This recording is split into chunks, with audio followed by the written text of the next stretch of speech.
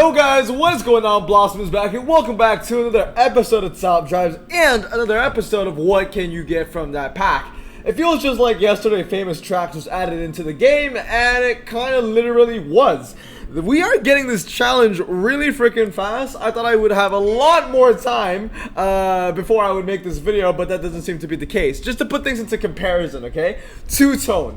Two-Tone came with JPT. JPT released in September of 2021. And when did we get the Two-Tone event? Like last month? It's been like 6 months since the introduction of Two-Tone and then the release of the actual tag.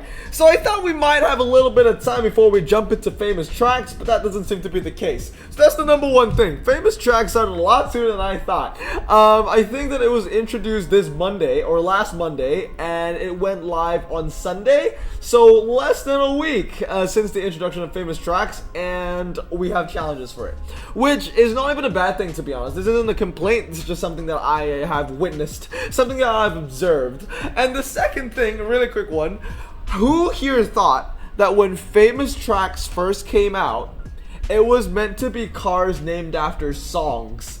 Maybe I was the only one, but yeah, I thought that Famous Tracks had to do with cars that was named after songs over the literal definition of the meaning of Famous Tracks, which are cars named after famous raceways. So for example, you have Mulsanne. It's not a famous raceway, but it's a famous stretch in Le Mans. And of course we have the Le Mans as well. I mean, it's not here because it is a super rare, but with the Alpine Le Mans, I believe that's what it's called. Yeah, the Alpine GTA V6 Turbo Le Mans.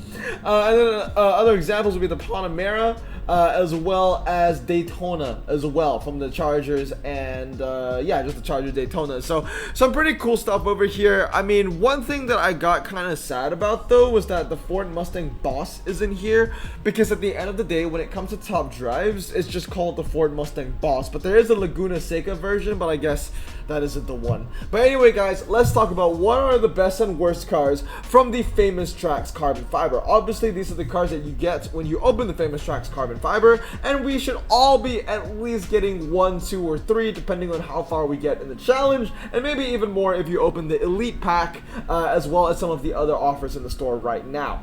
So straight off the bat, you can see over here, it's going to be a mixture of Bentleys and it's going to be a mixture of Porsche. I mean, this entire first row over here literally just is Bentley. So we are jumping into a pack where there are 8 ultra Bentleys, almost every Bentley in the game at this point. Are all of the hot garbage though? Let's find out. So the first one is the Bentley Arnage T. You're getting 78 MRA, high top speed, but it's a really heavy car, medium ground clearance, and it doesn't handle very well. So straight up hot garbage. Same thing with the Bentley Brooklyns. The Bentley Brooklyns is going to be a pernicious ulcer. You guys already know how I feel about this. I felt like it was literally just a couple days ago I was talking about the Brooklyns as an example when it came to that Pagani, Pagani Lancia Maserati rear-wheel drive final pack. I talked about the Brooklyns as in how I thought that this car was extremely overrated. I forgot what was the other car I thought was extremely overrated in that pack, but I think that the Brooklyns is extremely overrated. I know it's medium ground clearance, and I know that it has good MRA because, you know, no lie, it is medium, and the MRA is decent, 84.8 MRA. But like I said so many times, time and time again, whenever you can use the Bentley Brooklyns, you can use the Charger Daytona, and I'm really happy that once again we are in the same situation, because the Charger Daytona is the much better car. Not only are you getting a car that is also medium ground clearance, because when you think about it, the Bentley Brooklyns, the main argument for the Bentley Brooklyns is, oh, it's medium and it's a dragster. Well, the Charger Daytona is exactly the same. It has a lower 0 to 60 by 0.3 seconds and better MRA. So the Brooklyns is 84 MRA compared to the Charger's 90 MRA. And the main reason why the Brooklyns is so far down my list, maybe further down the list to me than other people's lists, is, like I said, it's just a worse Brooklyns. I mean, sorry, it's just a worse Daytona. And a Daytona is so much cheaper to use by 5RQ. So why the hell would you use the Brooklyns? And then you might say, oh, what if they just what if they said, okay, saloons only, okay? Saloons only, you can't use the Daytona. Look, mate, I don't know how to break it to you, but the Bentley Brooklyns isn't a saloon. It's not a saloon either. Like, it's not like all the other Bentleys where there are saloons. No, the Bentley Brooklyns is also a coupe. It's a 4-seater, I believe, and it's also a coupe. So if they were gonna just narrow it down to just coupes and medium ground clearance, guess what? You can still use the Daytona, so the only way I can see the Brooklyns being useful over the Daytona in this challenge when they're both in together is if they restricted it by country and it was a drag situation and it was medium. But by that point, there's just so many different niches. It's not like the Bentley Brooklyns is good. It's more of like the game is bending over its requirements just so the Bentley Brooklyns can be useful. So that's what makes a Pernicious Ulcer car a Pernicious Ulcer. You know, it's not completely useless. There is going to be a time where it'll shine, but you'll basically need to warp every single thing in the game to be in its favor. And that's exactly what the Brooklyns is. Alright, so now with the Mulsanne and the Blue Train and the Mulsanne design, we'll get by pretty quickly with the rest of these Bentleys over here. The Bentley Mulsanne and the Mulsanne design series, they're all the same car. I'll put them both in Pernicious Ulcer. They're both medium cars and they both have really bad MRA, 73.76. They're both really heavy, coming in at 2,585 kilograms. Their 0 to 60s aren't the best, their top speeds are high, but the handling isn't the best thing in the world. Why the Mulsanne design series and the Bentley Mulsanne isn't hot garbage in my opinion is because the saving grace in this car is that it kind of handles pretty well. 80 handling for a Bentley is already decent. The 0 to 60 is still very weak and the MRA isn't there, but it is at least medium ground clearance and at least it handles pretty well. It's able of hitting 89 handling, which is more than I can say for a lot of the Bentleys, which ironically aren't in this pack. A lot of the worst handling Bentleys aren't found in this pack. So next up is the Blue Train and the Mulsanne Speed. So these two cars are very similar, so I'm going to judge them in the same place.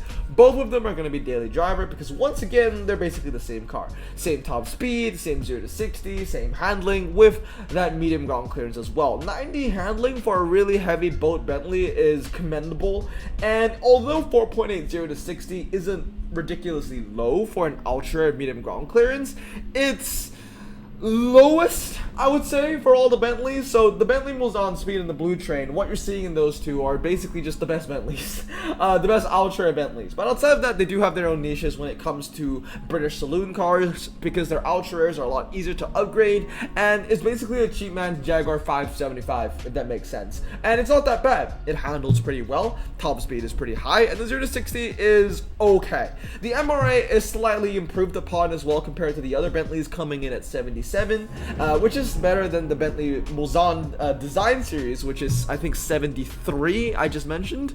Yeah, 73.76. Now we move on to the Bentley Mulsanne extended wheelbase. Once again, I'm going to put this in Pernicious Ulcer. It handles alright, 78 handling with 74 MRA, which isn't strong, but it's one of the better handling Bentleys in its RQ for RQ54, because when it comes to RQ54, you're going to be seeing a lot of Bentleys like the Arnage over here, which comes in at 76. I think if the Bentley Azure as well, and there are other versions of, you know, other ultra Bentleys that just handle a little bit worse. So because of that, the Mulsanne, because it's one of the cheaper Bentleys with better handling, I'll put it in Pernicious Ulcer. Let's not forget, guys, Pernicious Ulcer is not a good tier, it's just not the worst. And then with the Bentley Mulsanne WO edition, one of Leo's most hated cars. Now I know Leo would put it in hot garbage, but I would put it in Pernicious Ulcer because once again it has that 80 handling. It has that 80 handling and it even has the same 0 to 60 as the RQ63 Bentleys. But although it also is medium ground clearance and has a super high top speed like all Bentleys do, the one named after the founder of the company has the worst MRA, coming in at 66.98 MRA. That is Subaru MRA, which is depressing. And for those of you guys that know this, I say this so many times, if you have bad MRA, having a high top speed is redundant, because what's the point? If you have horrible MRA, you're never gonna hit that high top speed that you have on the 1 mile, and you're barely even gonna get close to it on the test bowl. So it's redundant. Okay, next up is going to be the Dodge Charger Daytona, and I have to stay consistent, and this kind of hurts me, but I have to also put it under Pernicious Ulcer. The problem with the Dodge Charger Daytona is, once again, like the Bentley's, very, very heavy, and as you can see, their stats are very freaking close.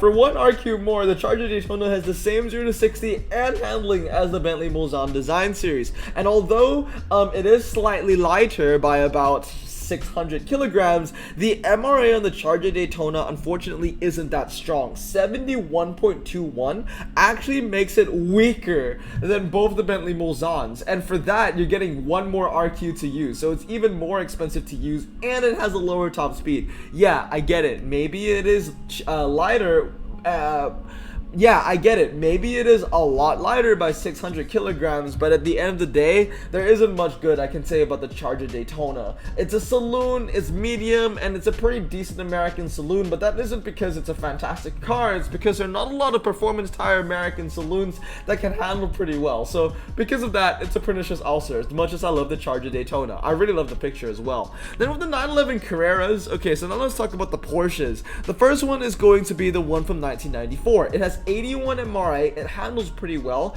but the 0 to 60 on the 911 Carrera is pretty atrocious. That being said, I would put it on the frequent provider because at least, you know, we have a car of decent MRA. 81 MRA, it's lightweight, coming in at 1,370 kilograms, and it handles pretty well. The saddest thing over here is that this Porsche is the best handling car that we've seen so far at 82, which isn't even a good number. And the top speed is decent as well. It has ABS but no traction control. Next up is going to be the Porsche 911 at RQ63. Now this one is actually pretty decent. 77 MRA, which isn't the best thing in the world, but the on-paper stats are strong. 85 handling, 4.80 to 60, which is decent. A decent top speed, and 77 MRA. When you think about it, it is actually quite similar to the Bentley Mulsanne speed, as in they have the same MRA, they have the same 0 to 60, but obviously the Carrera has better handling, but it's low ground clearance compared to the Mulsanne's medium ground clearance.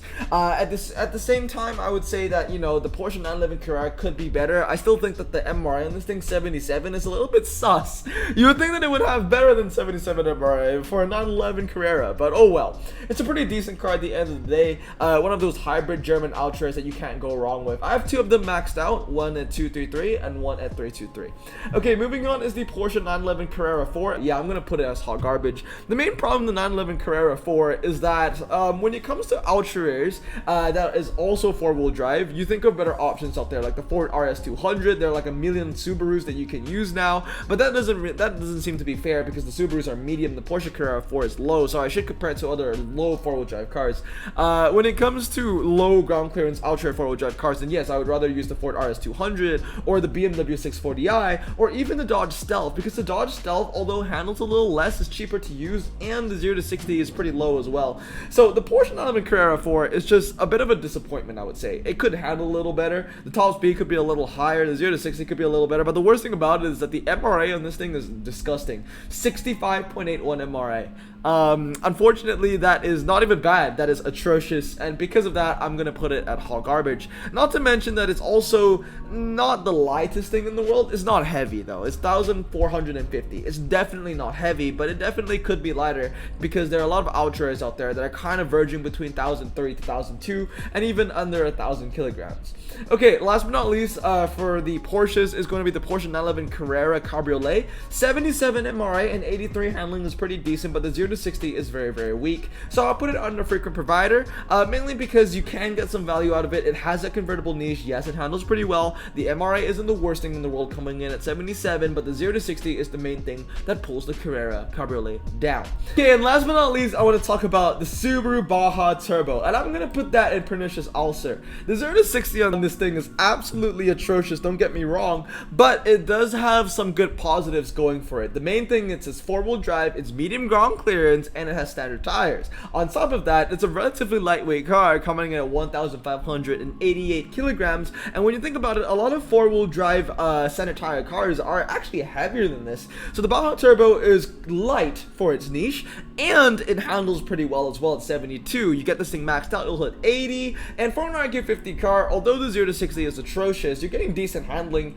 medium ground clearance, four-wheel drive, standard tires. It's not a bad car in my opinion. Okay, now let's move on. I mean, it's still bad. It's pernicious ulcer. Pernicious ulcer is still bad, but it's still not hot garbage because it has some niches to it. Okay, moving on to the epics now. Once again, pretty underwhelming stuff. The first one is going to be the Cadillac Almirage. The Cadillac Almirage, if I do believe myself correctly, it is medium ground clearance and it has 92 MRA. But the problem about this car is that the 4.70 to 60 is weak, especially when you compare it straight to the Spiker Laviolette at 4.3. 4.7 for 68 is very, very weak. But it has good MRA, it has traction control, it has ABS, and it's got a decent handling for a medium ground clearance car, and once again 92 MRI on this bad boy. I'll give it frequent provider, maybe a low frequent provider, high pernicious ulcer, but I'll give it a frequent provider, mainly for the MRA, mainly because the 0 to 60 is above 155 and because it has medium ground clearance as well. And then we have the Spiker C at La Violette. Now the Spiker C at La Violette has a low 0 to 60 and 89 handling, which you think would make it very strong, but ultimately I would put it under hot garbage. Unfortunately, although it has a high top speed, the 0 to 60 is still very weak for a Jag at 89. When you think about it, it's going to be compared to a lot of, really easier to upgrade Ultra Airs, like the Roof BTR and the TVR Tamora, for example, and maybe even the Suzuki C2 when it comes to like the quarter mile. And obviously when it comes to comparing epics to Ultra Airs, when you think it's going to be close, that's already a huge red flag. And at the same time, they're better dragsters to use in the epic low RQ rank, so the Spiker, in my opinion, just isn't the best car out there. The Porsche 911 Carrera is next. It handles well, I'll give it that. 87 handling for 67 RQ is decent. When you get 97 handling out of that, really good. And that's why I love that BMW M3 CSL, because it brings a 911 Carrera handling performance, but it's also medium ground clearance, and that's really what's amazing about it. The MRA on the 911 Carrera, it leaves little to be desired. 76.92 isn't too much. Top speed is high, and the 0 to 60 is, I would say, a little underwhelming as well, but the handling is good. It's got the handling. You can get value out of it if you max it out, and I'll give it frequent provider. 911 Carrera 4, however, is pretty underwhelming. The 0 to 60 on this thing is very weak. I mean, when you think about it, look at the Carrera 4, okay? The Carrera 4 is RQ62 with 5.1 0 to 60, and that is already a bad 0 to 60 for its RQ. Then you have 68 RQ with 5.0, a 0.1 difference. The only thing this thing has going for it is that it's slightly better in handling and four-wheel drive. It's a slightly better version of the 1989 Carrera 4, but that isn't really saying anything. They're both hot garbage in my opinion.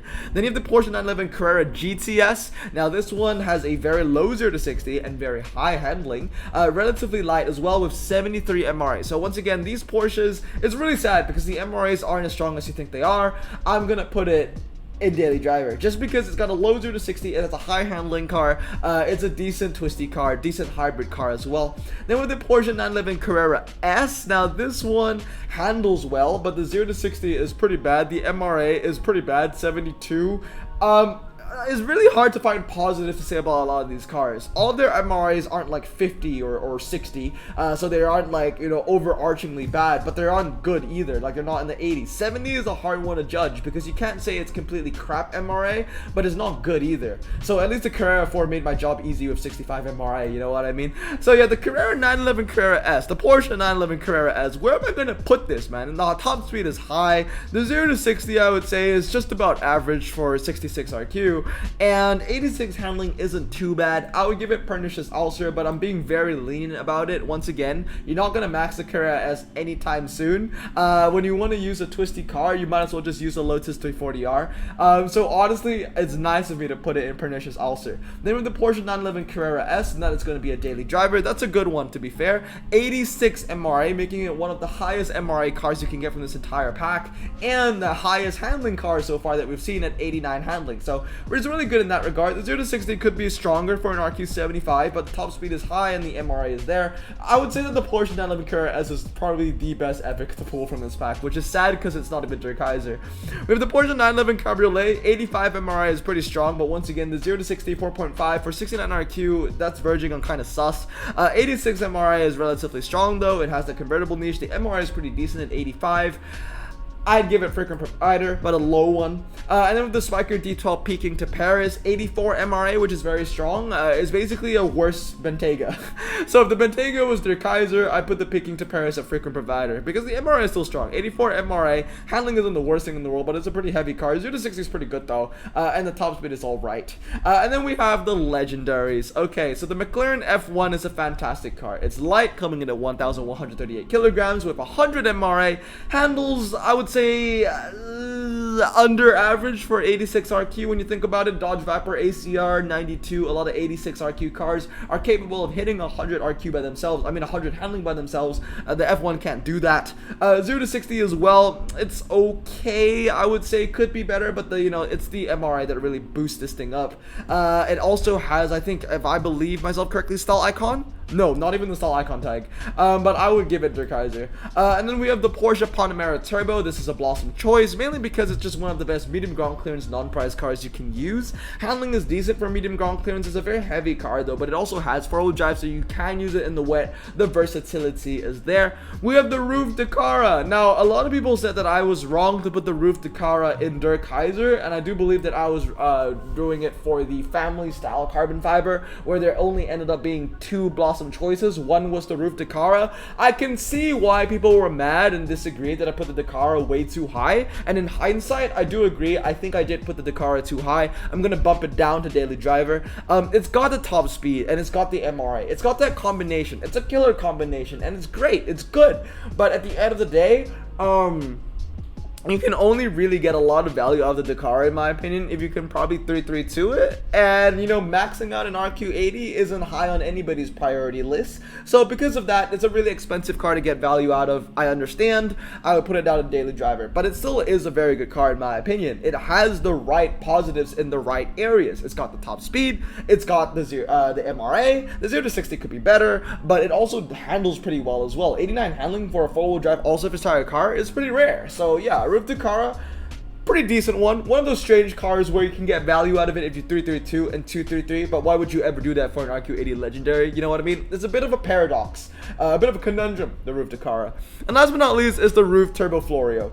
Four-wheel drive, high top speed, great MRA, 90 MRA, 90.62, but the 0 to 60 once again could be better. RQ93, you're talking about some of the most elite cars in the game.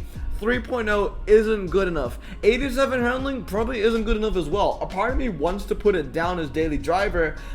Honestly, if I wasn't super lenient, and I guess this really comes down because this is really like on the fence situation, you could say that the Turbo Florio and the F1 at best are actually daily drive. Okay, no, not the F1. The F1's a 90s car. It's got another niche over there. But at best, the Turbo Floor, or at worst, could be, at best, could be Der Kaiser, but could also be a daily driver, which would only leave two Der Kaiser cars. Am I really gonna go there? I know it's got a good MRA, the Roof Turbo Floor. I know it's got a high top speed, but for RQ93, to be completely honest with you, I just expect better. 93 is among the most elite of legendaries in the game. Their prize cars, I mean, the Escudo Pikes Peak isn't even 93. It's 87 for crying out loud. I'm very, very strict with this. I expect a better 0 to 60 and better handling for an RQ93 car in the Roof Turbo Florio. So for that reason, I'm gonna put it down in daily driver. So yeah, not a good pack. I gotta say, man, very similar vibes in this pack from the family style carbon fiber. The main reason, the only reason why I feel like there's a difference on why people think this may not be as shit as the family style carbon fiber is because there are a bunch of Porsche 911s in here. There are a bunch of flashy cars. And because, ooh, you know, so maybe like when you look at this pack with your eyes, it isn't that bad because you might be deceived that, oh, we have Porsche 911s in here, they're gonna be good. But when you look and dive into the statistics a little bit more, you kind of realize that a lot of these Porsche 911s are pretty underwhelming. Their MRAs aren't that strong. And once again, the Bentleys speak for themselves. They're pretty hot garbage. So unfortunately, at the end of the day, the famous Trax carbon fiber is a bit of a waste. The F1 and the Panamera, I would say, are some of the best things to say about it. And once again, I think it's pretty interesting on how they chose the cars. You got the Panamera Turbo in here, but the other Panamera isn't considered as a famous track car, even though they share the same frickin' name. And it's the same thing when it comes to the Pikes Peaks as well, because there are a lot of prize cars you can use for famous tracks, and they basically added every Pikes Peak car in the game, the Suzuki, even the Bentley, the Peugeot, but they didn't add the Escudo Pikes Peak for whatever reason. So once again, a lot of inconsistency coming from the Hutch design team with the Panameras and the Pikes Peak used as an example. And once again, from the design team, just another shitty album. You know, I don't know what else to say. This isn't a good pack to get. So unfortunately, my final verdict, should you open this pack? No, don't.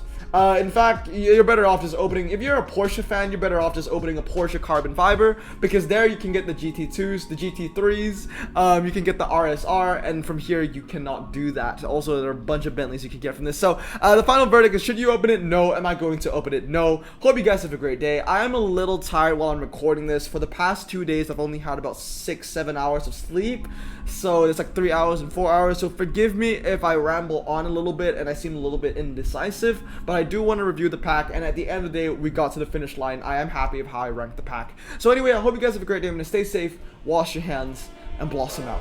Peace.